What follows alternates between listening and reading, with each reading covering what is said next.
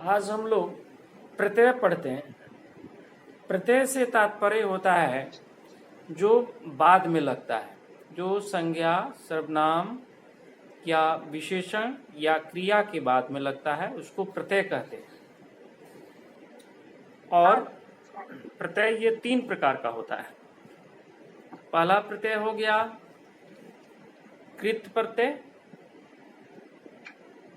क्रिया में लगने वाले प्रत्यय को कृत प्रत्यय कहते हैं। क्रिया का तात्पर्य होता है जो मूल धातु क्रिया का होता है। जैसे पठती का मूल धातु पठ, गच्छति का मूल धातु गम, खाद, स्मृति का स्मृ।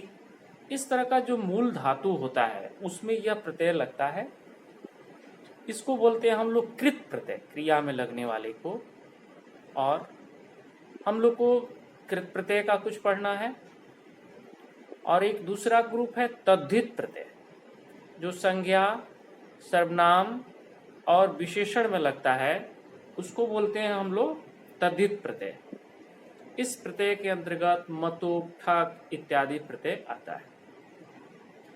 जो 10th क्लास में तद्धित प्रत्यय अधिक पढ़ना है, 9th क्लास में कृत प्रत्यय पढ़ना है। और एक प्रत्यय होता है स्त्री प्रत्यय, जो पुल्लिंग से स्त्रीलिंग बनाता है, लिंग परिवर्तन करता है।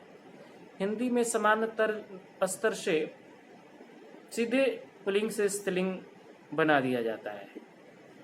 जैसे राजा का रानी, बालक से बालिका। लेकिन संस्कृत में उसके लिए प्रत्यय होता है, उसके अनुसार पुल्लिंग से स्त्रीलिंग बनाया जाता है। टा, पिंगी इत्यादि प्रत्यय होता है जो स्त्री प्रत्यय होता है। अब हम लोग को प्रेजेंट में कृत प्रत्यय पढ़ना है, क्रिया में लगने वाला प्रत्यय पढ़ना है। उसमें पहला प्रत्यय हो गया अक्त्वा प्रत्यय। पहले से भी हम लोग पढ़ते आ रहे हैं। अक्त्वा प्रत्यय जिसके अंत में त्वा जुड़ता है, और इस प्रत्यय का अर्थ होता है करके। जैसे पठ धातु हो गया और उसमें अक्त्वा प्रत्यय लगा दिया गया तो पठित्वा बना। और पठित्वा का क्या अर्थ हो जाएगा?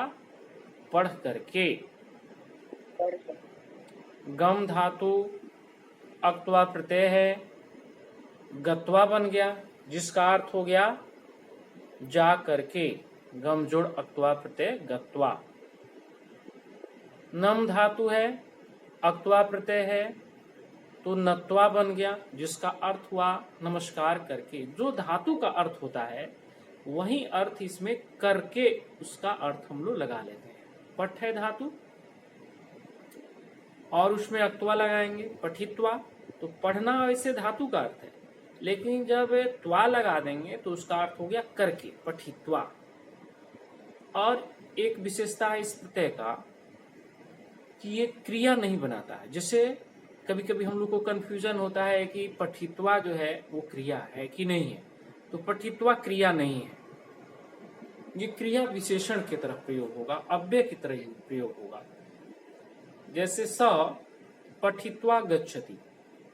कभी कभी क्वेश्चन भी ऐसा पूछा जाता है कि इसमें क्रिया पहचानिए।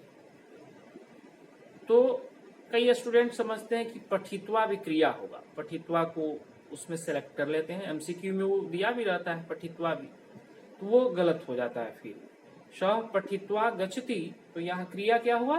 गच्छति क्रिया हुआ, पठित्वा क्रिया नहीं हुआ, क्योंकि वो क्रिया विशेषण हो गया।